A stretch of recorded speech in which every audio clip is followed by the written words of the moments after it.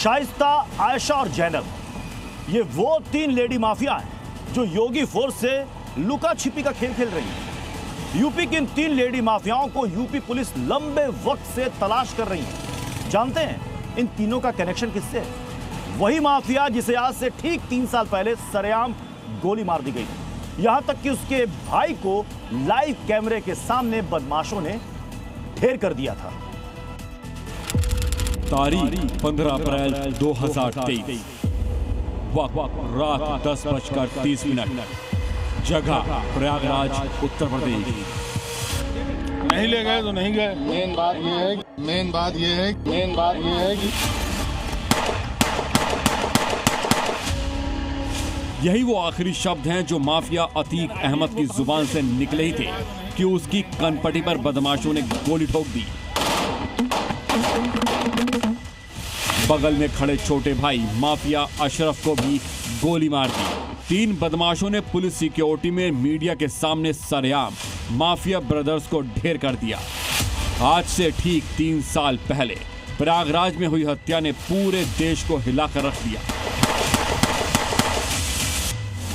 उत्तर प्रदेश के कुख्यात गैंगस्टर अतीक और अशरफ की हत्या 15 अप्रैल 2023 को ही की गई थी और ये वो जगह है जहां पर माफिया ब्रदर्स की गोली मारकर हत्या की गई थी। हत्याकांड की जो जगह है उस जगह की तस्वीर हम आपको दिखा रहे हैं। ये वो जगह है जहां पर मीडिया से मुखातिब होते समय ही अतीक और अशरफ पर ताबड़तोड़ गोलियां बरसाई जाती हैं।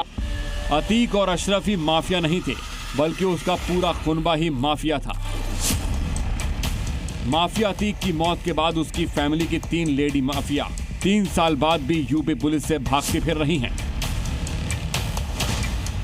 ये तीनों लेडी माफिया हैं शाइस्ता परवीन, जो अतीक अहमद की पत्नी है और उस पर यूपी पुलिस ने 50,000 रुपए का इनाम रखा है। जैनब, जो अशरफ की पत्नी है, इस पर 25,000 का इनाम है। और तीसरी लेडी माफिया है आयशा नूरी, जो अतीक और अशरफ की बहन है। तो हम लोगों ने तय किया इस माफिया ने अब तक जो कुछ भी किया है इसकी कमर तोड़नी है, इसको पूरी तरह क्रैश करके रख देना है। शाइस्ता, जैनब और आयशा उमेश पाल मर्डर में आरोपी हैं। आरोप है कि उमेश पाल के मर्डर के बाद शाइस्ता ने ही बमबाज गुड्डू, मुस्लिम और बाकी शूटर्स को 50-50 हजार रुपए दिए थे। शाइस्ता को ढूंढने के लिए यूपी पुलिस ने 9 राज्यों में डेरा डाला।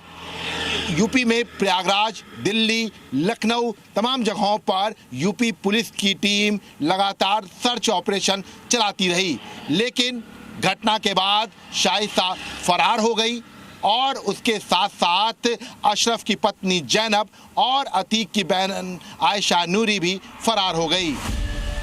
शाइस्ता, आयशा, जैनब यूपी पुलिस की मोस्ट वांटेड महिला अपराधियों की लिस्ट में शामिल हैं। सवाल है कि बीते 3 सालों में तीनों कहां छिपी हुई हैं? क्या ये यूपी में छिपी हैं या यूपी के बाहर हैं? इन तीनों को छिपने में कौन मदद कर रहा है?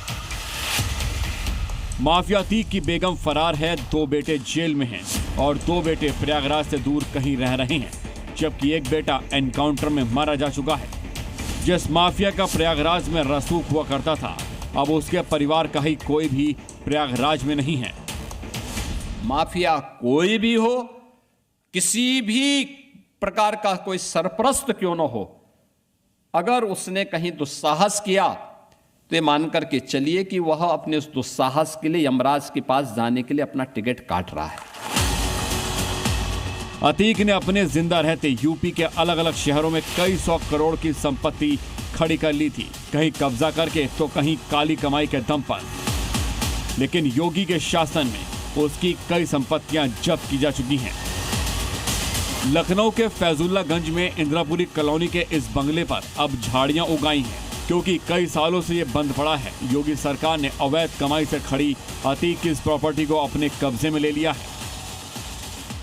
ये आप बोर्ड देख सकते हैं कि यहाँ पर जब ये कुर्क की कार्रवाई की गई थी जिला मजिस्ट्रेट के आदेश से, उस वक्त ये बोर्ड जो है वो यहाँ पर चस्पा किया गया था। आप तस्वीरें सकते हैं कि इसमें बाकायदा ये अभियुक्त अतीक अहमद का यहाँ पर जिक्र किया गया है। इसके साथ साथ शाइस्ता परवीन का जो है वो यहाँ पर जिक्र किया गया है। ऐसे में ये कहा सकता है कि लखनऊ के फैजुल्लागंज में ये एक आलीशान बंगला था और इसको अतीक अहमद ने कब्जाया था, जिसके बाद अब इस पूरी प्रॉपर्टी पर भी कार्रवाई की गई है और कई सौ करोड़ों की जो प्रॉपर्टी है वो इन 3 सालों में कार्रवाई की जद में आई है। खानदानी माफिया की 3 लेडी माफिया की तलाश योगी फोर्स ने अभी रोकी नहीं है और ना ही अतीक और उसके बदमाशों के खिलाफ कार्रवाई थमी है, क्योंकि योगी का एक ही लक्ष्य है, जब तक पूरी तरह से तोड़ेंगे नहीं, छोड़ेंगे नहीं। प्रयागराज से मोहम्मद गुफरान के साथ लखनऊ से विशाल रघुवंशी, जी मीडिया।